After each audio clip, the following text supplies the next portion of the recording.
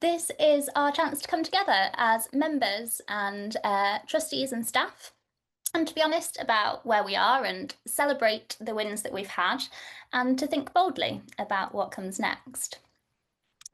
So let's get started. I'm Rose Harvey, and I might be a relatively new face to some of you. I took over as chair after John Knott stepped down at the last AGM. So today's agenda.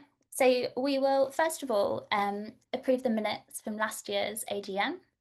After that, I'll give my chair's report, and then I'll hand over to our CEO Jacqui, who will talk through the annual report and accounts for the year ending the 31st of July 2024.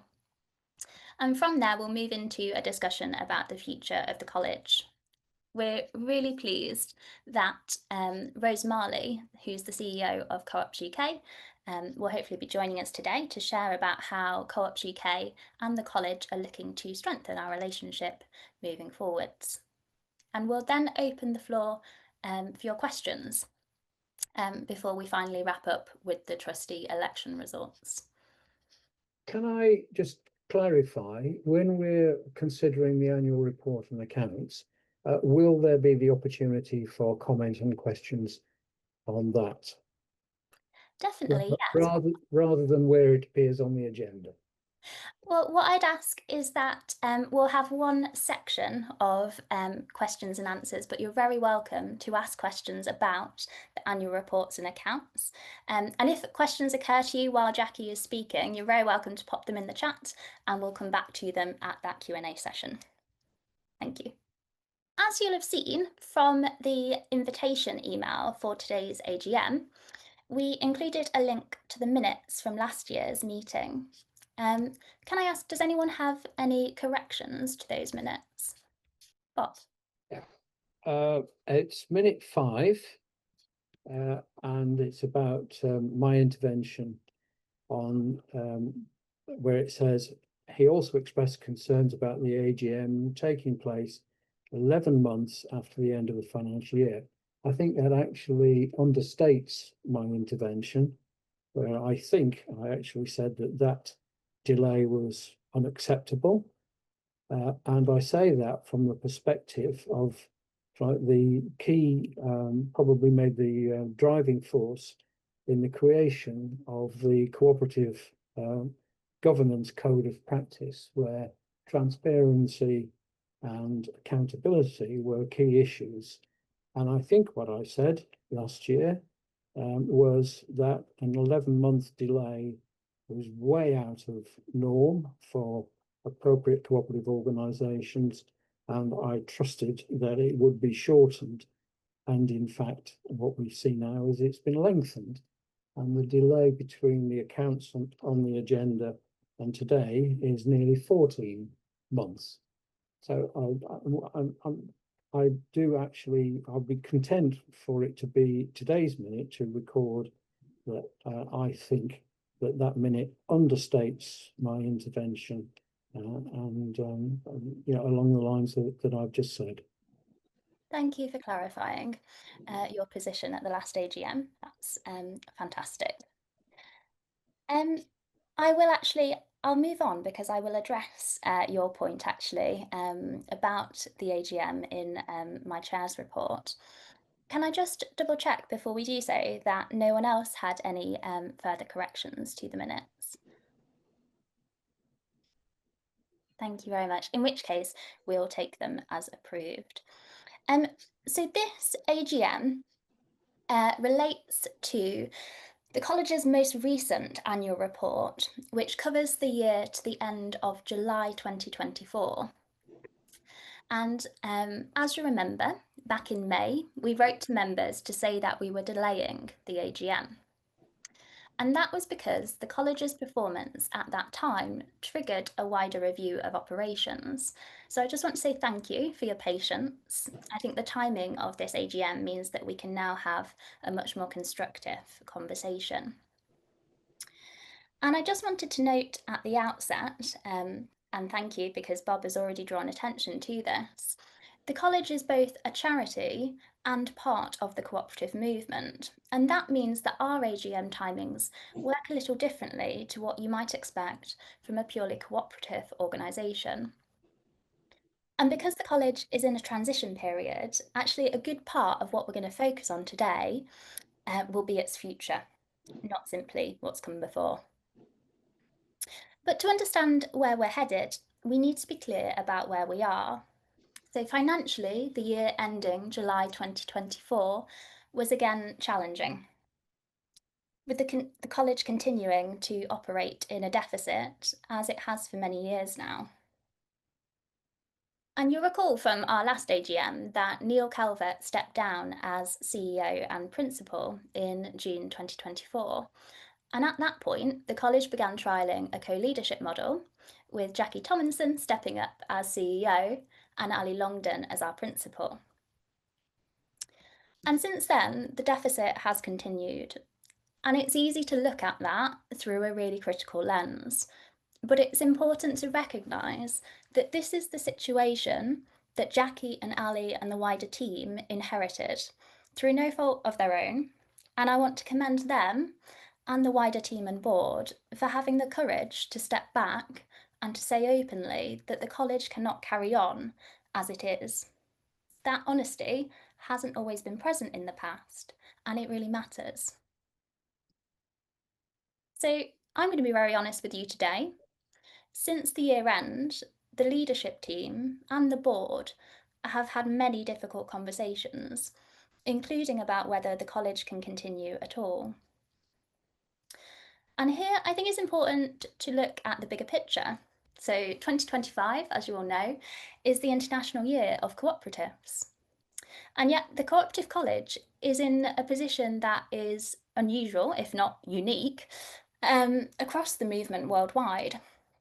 For many years now, we've received no core funding, either from the government or from the movement itself.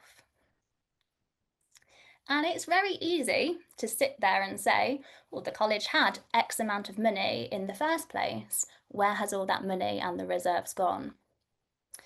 But the reality is that the college has made a loss every year in the past 12 years, and indeed for many beyond that.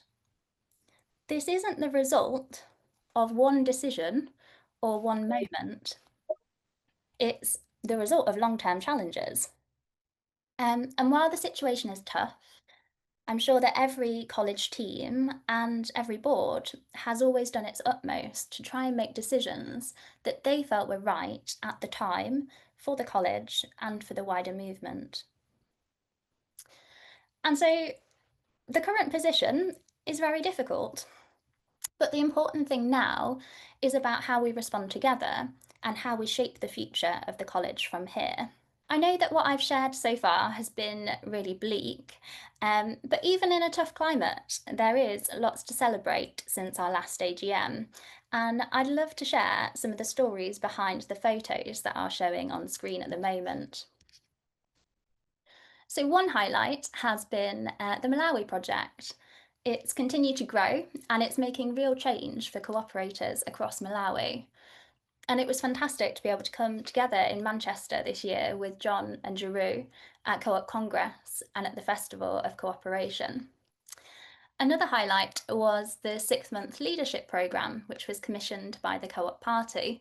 And this is all about building female leaders' skills and confidence. We've already seen participants standing for elections, chairing meetings, and stepping up as grassroots activists as a result of that training. And I wanted to share actually some feedback. So one participant, she summed it up beautifully. She said, before this, I really lacked confidence, but being part of this has really, really boosted that. It's brought me out of my shell, and I now see myself as suitable for roles that I didn't think I could apply for before. Which is fantastic, isn't it? And finally, the campaign to get co-ops on the curriculum, which we've been driving alongside Co-ops UK and the Co-op Party, has been another big win. With the change in voting age, this work feels more important than ever. And people are clearly listening. So our CEO, Jacqui, She was even invited to Buckingham Palace to a garden party and to Downing Street in recognition of her work on this campaign. And these achievements show that even in really challenging times, the college continues to make a meaningful impact locally, nationally, and indeed internationally as well. And I want to thank the college team who've shown real resilience and the board for making this possible. In particular, I'd like to recognise Amanda and Stacey, who have moved on from the learning team to exciting new opportunities, and to thank the trustees whose terms have now concluded since our last AGM. So Justine Balani, Sally Ann Decker, Teresa Vaughan, and Gregory Roberts. Looking ahead, Jacqui will speak shortly about the future of the college and what we hope this will look like.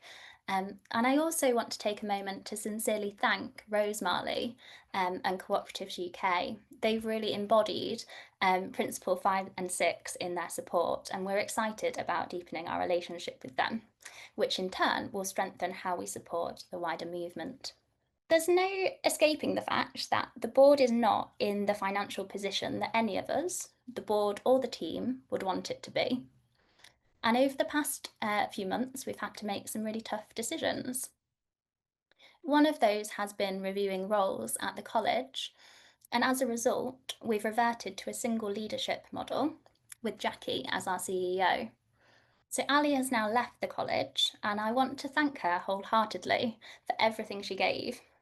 Her impact will continue to be felt, especially in the college's commitment to learning that's genuinely inclusive and cooperative.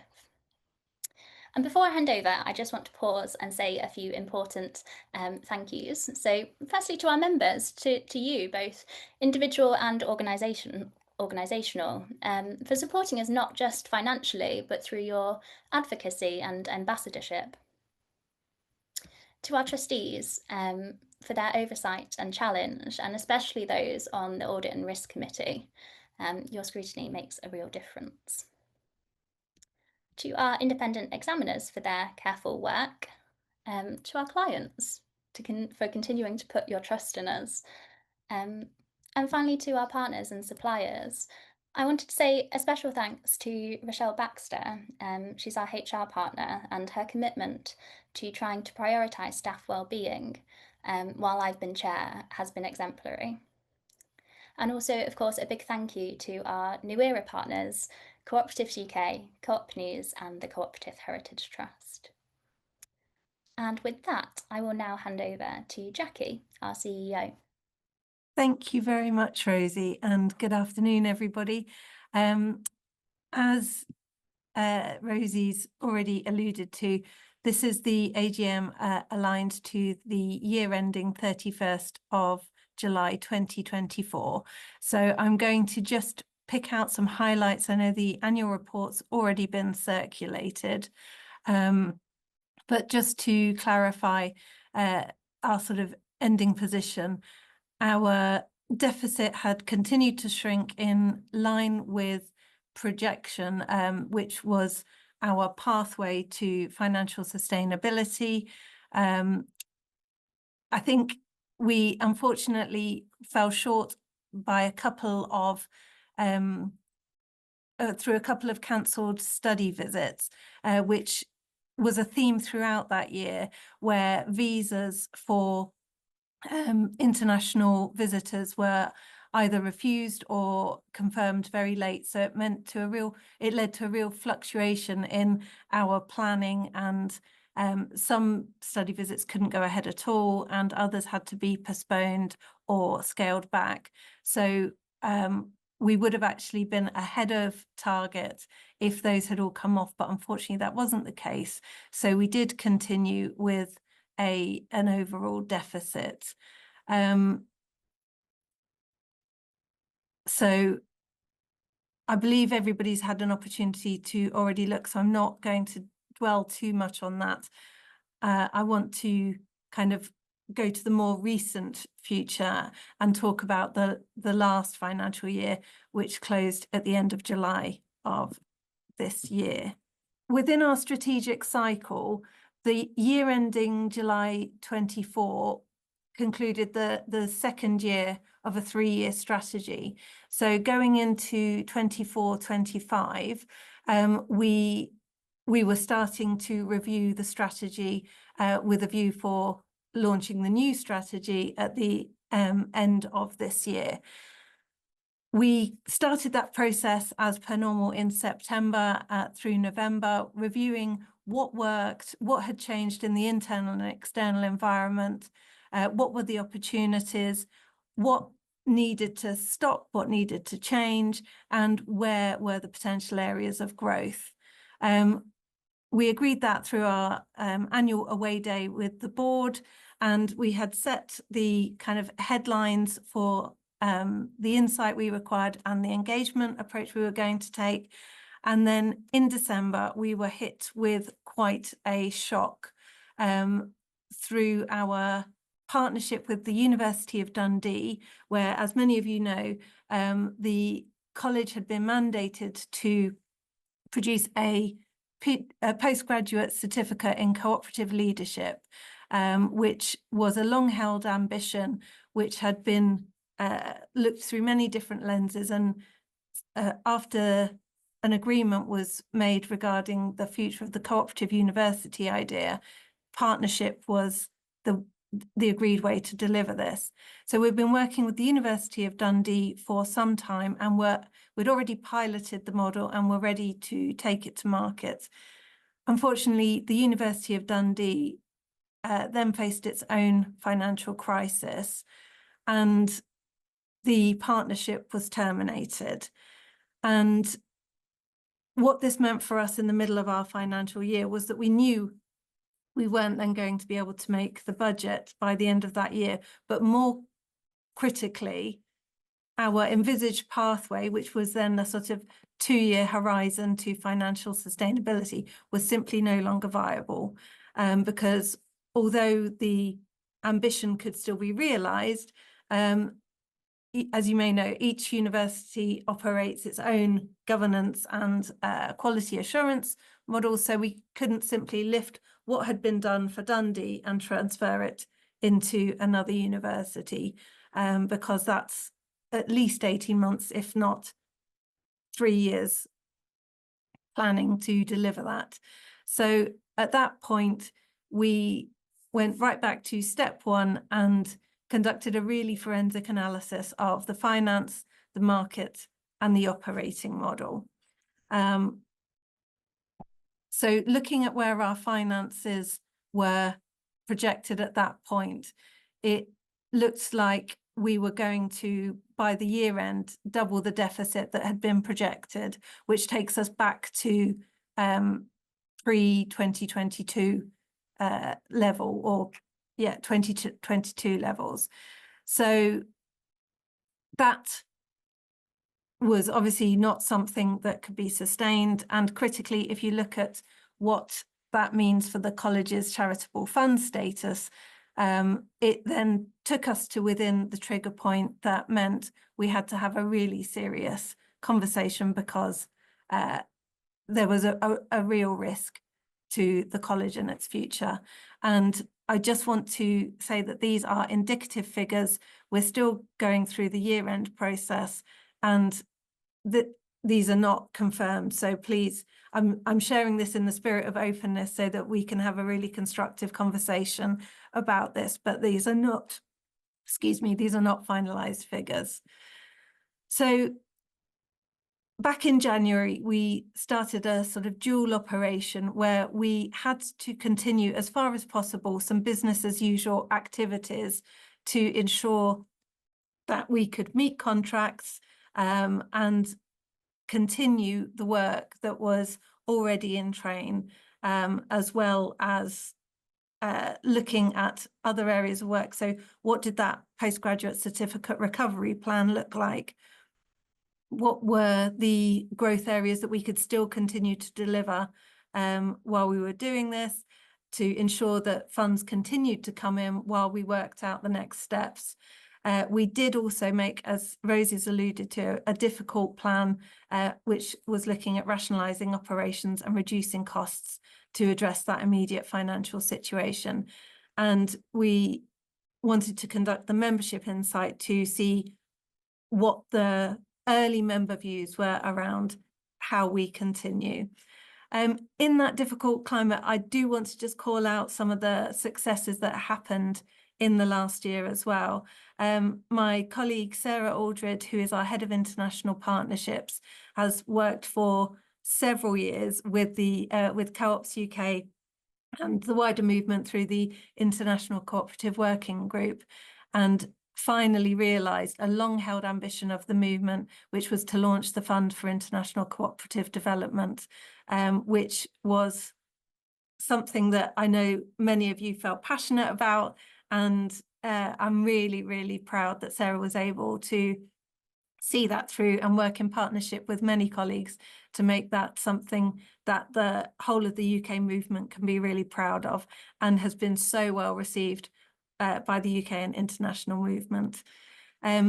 We participated actively with the ICA Global Cooperative Conference in New Delhi, working with them to look at a whole education stream, which now sees education included in the Cultural and Heritage Project, mapping project that was actively kicked off at the General Assembly this year, which also saw the Festival of Cooperation, where we had, I can't even remember how many different nationalities were represented, but it was a phenomenal and really exciting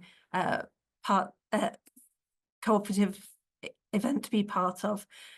And on the learning side, this year has seen us deliver 2 of our largest ever learning events. So there was a multi-site delivery project for facilitated for an academy trust based down in Essex, which had over 860 people across 4 sites simultaneously learning and exploring how they can live the values and principles in practice in their schools. And then another in the Philippines, which saw the CLIMES, the Cooperative College of the Philippines, and their cooperative chambers deliver a learning event for over 800 people at their national conference. And Rose has already mentioned the progress of co-ops on the curriculum. So those were the business as usual achievements. And the more difficult part, in a way, was trying to work out the future college model.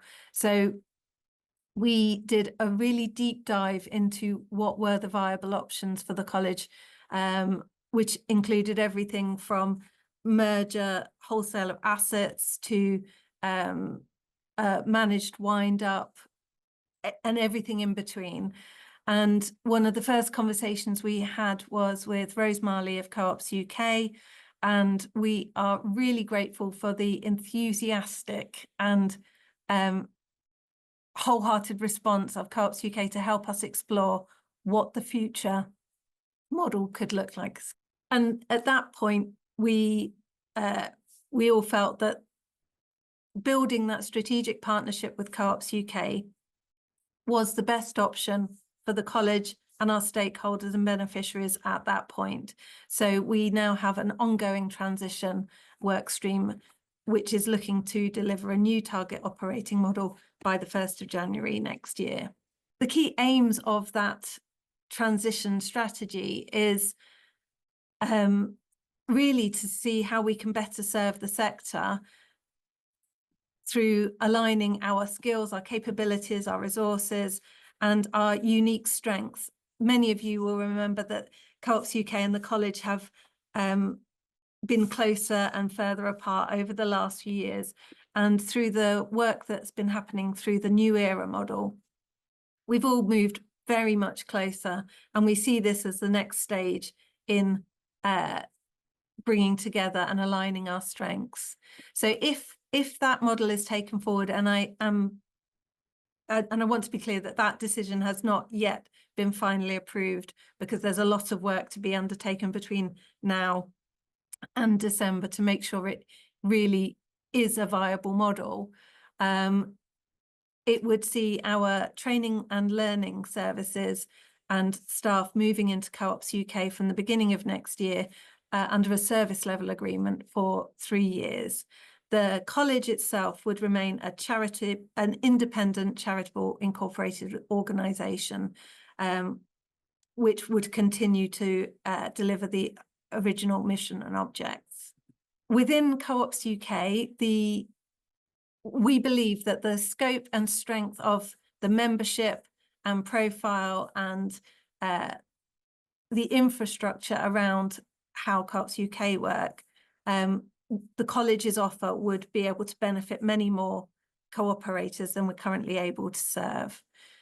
So we're looking at the moment, what is in scope is our continuing to grow our professional development, innovating our online learning offer to create something that benefits wider public education more than our current provision, as well as making it more available for international and UK co-operators.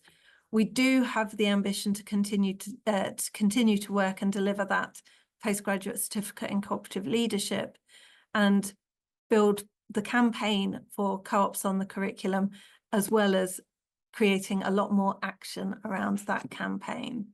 We've had early discussions around what does that mean for the members, because we have very loyal membership at the college. So the discussion to date has focused around, so the fees would continue to support the charity, the college itself. Membership activities would be delivered through the service level agreement by current college colleagues within Co-ops UK. And the member insight, thank you to all of you who took the time to contribute to that. That was really triggered because we felt that there was very low uptake. When we tried to align our membership offer to our learning offer, there'd been quite a low uptake. So that told us we weren't understanding the motivations of our members. And what that insight piece told us was that majority of our members are much more passionate about informing, influencing, contributing to cooperative education and learning, and are much less focused on the receiving of the learning. So we want to try and put something through this SLA. We want to try and put that insight into action through broader communications, and hopefully we'll be able to create something around a special interest group that's looking at the cooperative education. The next steps for this transition, the SLA is in development at the moment, and we hope that both boards will be in a position to approve that in October. Our board strategy day is on the 13th of October, and that's going to be looking at the vision and the mission and the strategy for delivering the work through both the SLA and how the college itself will operate through the next period, which early discussions are looking at grants and scholarship scheme, and there will be other things as well. So if the SLA is approved, we want to invite members back to participate in a separate workshop to explore your views in terms of what you would be looking for from a future college and how you want to see or what role you might want to play in the new delivery model. So I appreciate that that's an awful lot of information all at once. I want to reiterate my thanks to all of our members and supporters, and particularly Co-ops UK and their board, who have been really, really helpful in helping us tease out what is possible. I am genuinely excited for the opportunity to grow education provision under one roof with Co-ops UK. I really feel that that is absolutely where we need to be if we want to be as effective and as efficient and benefit as many co-operators as we possibly can. There are a lot of details still to be worked out, but I hope that's answered some of your questions. I wanted to also, I hope Rose is here on the call, because thank you. I wanted to also just give Rose the opportunity to share Co-ops UK's position on this future operating model. Rose, if you're there, and are able to come in. Yeah, hi Jacqui, I'm here. Thank you, Rose. Over to you. Thank you, Jacqui, and thank you as well, Rosie, for welcoming me to your AGM, because we are equally as enthused about the opportunity that this presents, as Jacqui and Rosie have expressed. So college is currently in a consultation period with Co-operatives UK, exploring the potential of the transfer. But just to be really clear, the goal is to better serve, the whole of the movement by strengthening our collective capacity and to create this single point of entry for cooperative learning, training and development. So we're currently in this formal consultation process, but we did yesterday have the trustees of the college at the Co-operatives UK strategy and board meeting. And next up, we'll be inviting the colleagues of the college to come to our next staff day so that we can start that kind of cooperation and integration and help to build the understanding and connections. I'm just going to slightly touch on Richard's question in the chat though about this piece about accreditation, because that's what came out really strongly yesterday when the trustees and boards were together, that one of the main focuses that everybody wants is this accreditation, potentially even chartered. And I know it's a big passion of Jacqui's as well, to work more effectively with higher education as well. So we go from like formal accreditation process, which is what the college brand, is absolutely about what that's what came out yesterday as well, like the amazing opportunity that we have a college and how that needs to be preserved, but sustained for the future. So yeah, absolutely, the college has delivered on credit stuff and will continue to do so. We think where Cooperatives UK's team will be also adding to the equation is around a lot of the informal learning. We do a lot of that informal learning and support now, whether it's through things like Practitioners Forum or our masterclasses, but it's about creating a synergy of organisations so that it's a single point of entry for the movement, but that we capitalise, because what an opportunity we've got at the moment. When it comes to, the original intent of principle number 5, was education about democracy, and boy, is that needed more than ever now, from low turnout, for voters, through to the fact that our young people are being given the vote. But, again, as we explored yesterday, the education establishments are not a place where young people can generally exercise democracy. So, again, it's going to be a real opportunity as well as a challenge to return to that point about how it is our absolute job and how the whole cooperative movement is absolutely needed now more than ever to create a fair and equal society when that wealth gap is getting so divided. We need to grow the next generation of co-operators who understand democracy, participation, togetherness when we're in such an individualist society. So we really, like I say, measured, because we do need to find where, how that becomes sustainable. It's not just about campaigning and social justice and education. It is also about creating an opportunity that is sustainable for the long term. As you've heard from both Jacqui and Rosie, that's key. And this is my main point, really. And I've worked in a lot of businesses and social enterprise and organisations.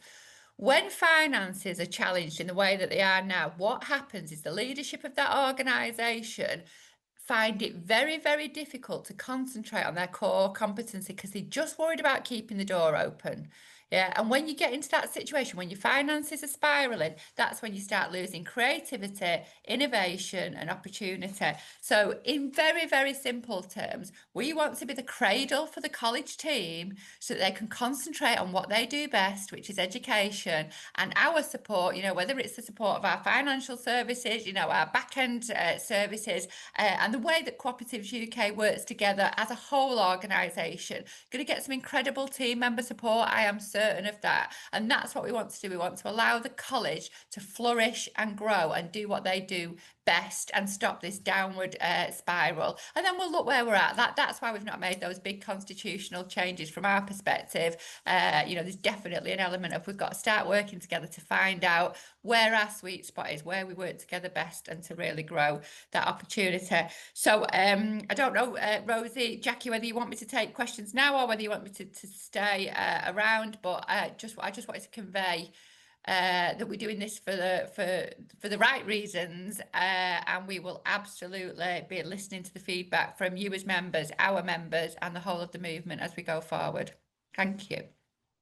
Thanks so much, Rose, especially for taking the time out of what I know is a really busy week with your board events this week. So thank you for making the time to join us. And I will now move to take questions, and you're very welcome, Rose, and Jacqui will do the same to join in. As I mentioned before, I'm going to ask for kind of one clear question at a time, just to enable us to be able to provide clear answers. Richard has popped a question in the chat, and I'm just going to come back to that first of all, because Rose has already touched on this. So Richard asked, while I can see a return to closer integration with Co-ops UK would make sense from a movement point of view, they're not an educational institution. Did you explore options of some kind of partnerships with colleges? And he also made the point about accredited programs, which is what Rose has already addressed. And just to come back to the first point, Richard, in terms of whether other options were considered, yes, but what I would say is that for this kind of operating model to work, there needs to be a really strong relationship, and I think I take my hat off to Jacqui and Rose, because I think they've enabled our two organisations to come together and to be able to have really frank conversations in a really positive way. And I think that the strength of that relationship, I think, sets us in really good stead. Does anyone have any further questions if we open up to the wider floor?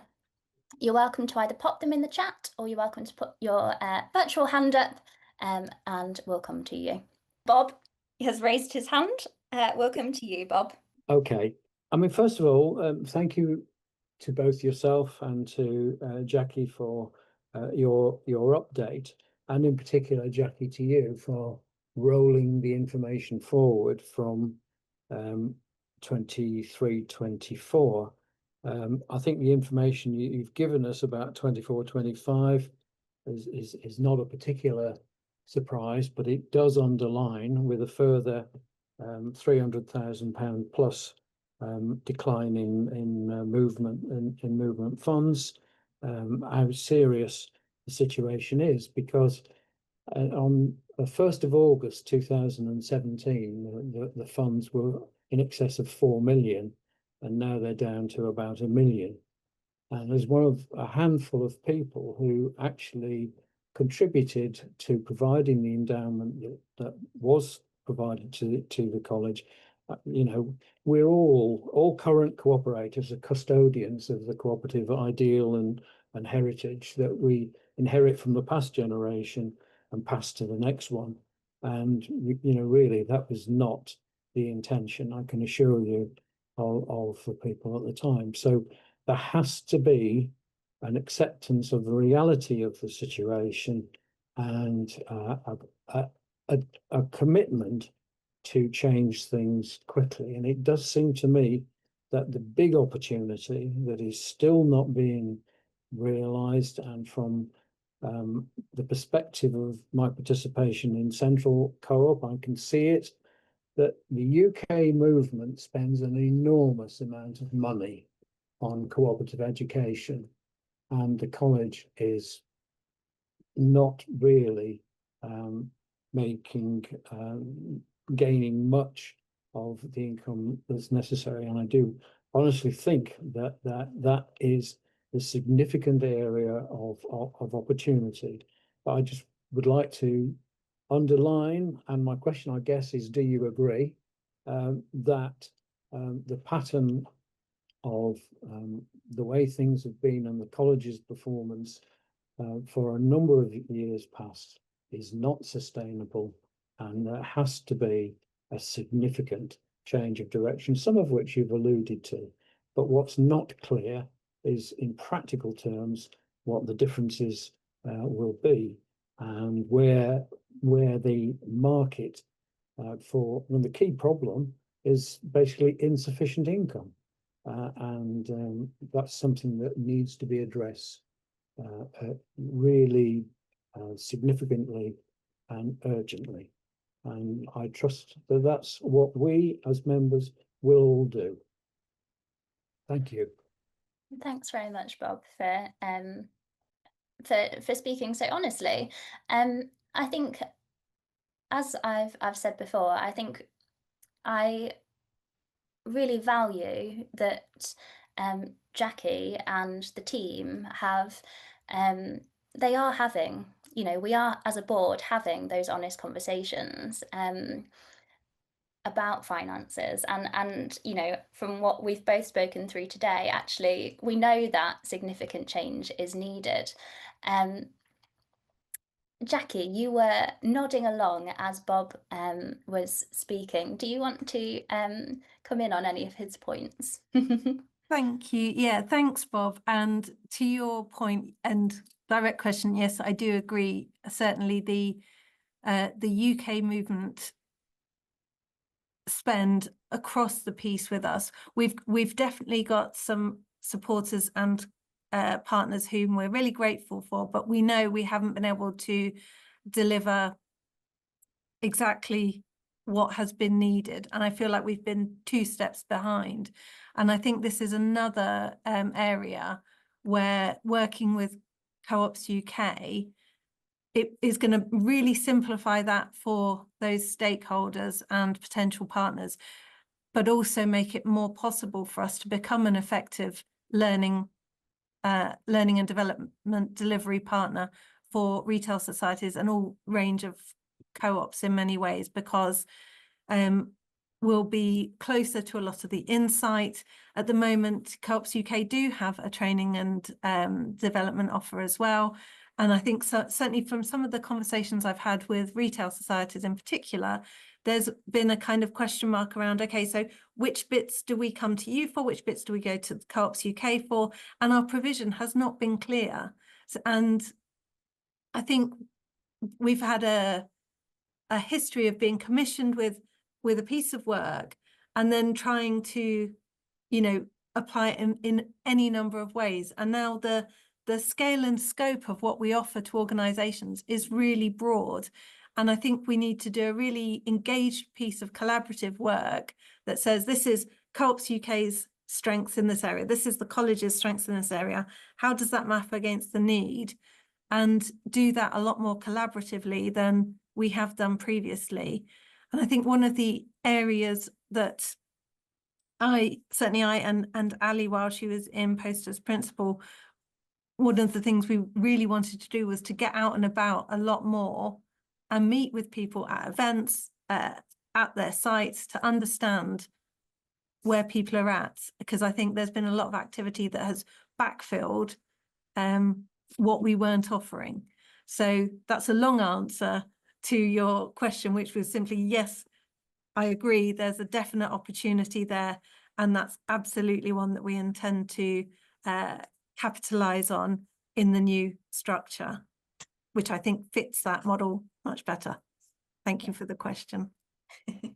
Thanks very much, Jacqui. And I could see Richard in particular is nodding along as you were talking, so I think you're getting lots of agreement. I would just add to what you've said just there, just that we do have time aside in October for both our board to come together with Rose and with members of Co-ops UK board, and that will very much be time set aside for that strategy direction and almost the kind of narrowing down of, okay, what is our, how do we play to both organisations' strengths and how do we move forward together? Richard, I'm going to come to you if that's okay, but it will have to be quite brief. I'll be as brief as I can. So, in 2014, when the Co-op Party faced an existential funding threat, one of their responses was to convene a twice-yearly meeting of their subscribing societies, the large retail societies that provided most of their funding. I have suggested to the last 2 iterations of college management that it would be a very helpful step to convene a meeting of learning and development people from the largest co-ops of all kinds in the UK, to find out what they're up to, what the college is up to, and see what matching up could be. I've been fobbed off on the basis that apart from Central, none of them provide you with any funding, and therefore you'd have to charge people for attending. I think that's complete nonsense. And I think you've got to get out there and actually build some relationships. One audience is the learning and development people. The other audience is the membership people, because the training that's on offer to members compared with when I first got involved in the movement 30 years ago is woeful.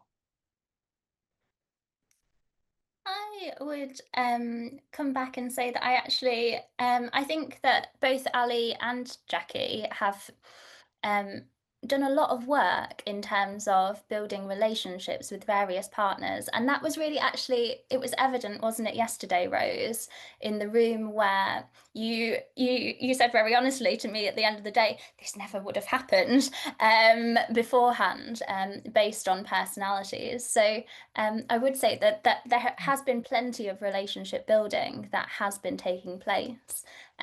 Jacqui, do you want to come in? It was just a quick one, and I think again this is where we can build on what's already in place at Co-ops UK, because I know there are various fora already convened within the structure. But I absolutely agree with you, Richard. I think we have focused on the learning and development side. There is a big piece of work to do with membership, and that's on the list. I haven't got any concrete update for you, but I hear what you're saying and I recognise it as a need. And I think that's also what came through at the retail conference. So I know that that's a piece of work that across the infrastructure bodies, it's recognised that that is something that we all collectively want to be able to support and deliver against. Thank you. I mean, I think a contemporary version of the Old Institute of Co-op Directors courses are very, very urgently needed. Thank you. Thanks, Richard. And thank you to everyone. If anyone has any follow-up questions, you're welcome to continue to pop them into the chat, and we will follow up after the AGM. But I am, due to time, going to have to move us on. I'm going to hand over to Ben, who is joining us from My Voice, to give the results of the trustee elections. Thank you, Rose. So yeah, I'm Ben Thomas. I'm director at My Voice, and we were appointed by the college to manage your election process. Voting closed at 12 p.m. on Tuesday, the 9th of September, and the results were passed shortly after that to the clerk on the close of the election. We had 125 individuals were eligible to vote, and 53 members participated, resulting in a turnout of 42.4%. And the votes cast for each candidate were as follows: Rose Harvey, 38 votes; Chris Jardine, 36; James Day, 28; Bob Bolton, 22; Colin Talbot, 13; and Pamela Maxwell, 10. So I declare Rose Harvey, Chris Jardine, and James Day elected. Offer them my congratulations. I'd also like to thank Bob, Colin, and Pamela for standing for election. Brilliant. Thank you so much, Ben, for joining us today and for confirming that. You're welcome. It's much appreciated. All right. Thank you. And thank you to everyone for your time and contributions today. I think you can really see from the discussions that we've had that there are a lot of people here who are really invested in the college, and who really care about its future. So thank you for taking the time out to join us. If you'd like to follow up on anything from today, you're very welcome. Please get in touch to hello@coop.ac.uk. But thank you and have a lovely afternoon. We were going to close there.